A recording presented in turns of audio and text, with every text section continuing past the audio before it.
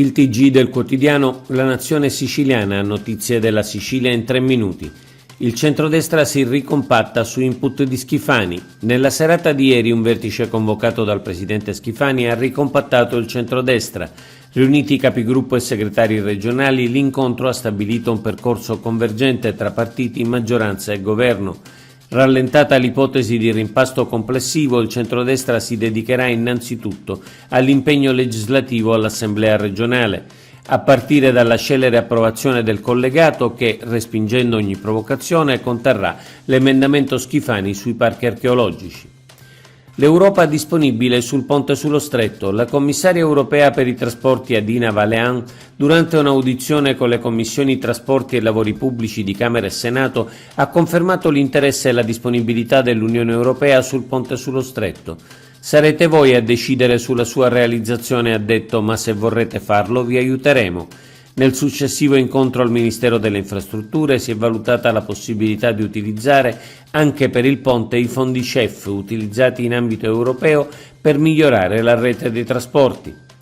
Riconoscimento della Grecia ad ex assessore Samonà. L'ex assessore regionale ai beni culturali Alberto Samonà, attuale consigliere di amministrazione del Parco archeologico del Colosseo, è stato nominato dalla Presidente della Repubblica Greca commendatore dell'Ordine della Fenice.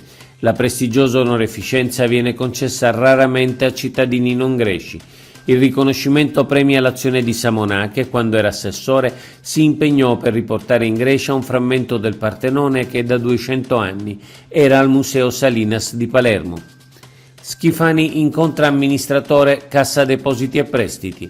Potenziare la collaborazione istituzionale della Regione con Cassa Depositi e Prestiti a vantaggio delle imprese per favorire gli investimenti in Sicilia. Questo è il senso dell'incontro di ieri a Palazzo d'Orleans tra il presidente della Regione Renato Schifani e l'amministratore delegato di Cassa Depositi e Prestiti Dario Scannapieco. Il presidente Schifani ha sottolineato l'alto valore strategico dell'IRFIS, l'istituto finanziario della Regione, chiedendo a Scannapieco un'implementazione della collaborazione tra le due strutture. Smantellato il clan mafioso al villaggio Santa Rosalia, altro colpo inferto alla mafia sul territorio. Grossa operazione della Guardia di Finanza con oltre 200 uomini coordinata dalla DDA. Un intero clan mafioso è stato smantellato ieri a Palermo al villaggio Santa Rosalia. 26 arresti, 7 divieti di esercizio di attività imprenditoriali e 6 attività commerciali sequestrate per un valore di 5 milioni di euro. Evidenziato il forte controllo del territorio ancora esercitato dal clan con interventi anche dal carcere. Emergenza bande giovanili, un altro episodio certamente considerato minore ma che invece a nostro parere è il segno di un fenomeno grave che va colpito con la massima determinazione.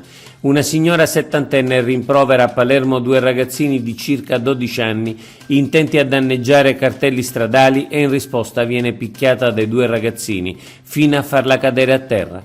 La signora ha riportato la frattura del femore. Se non si interviene con forza, questi fenomeni continueranno ad aumentare.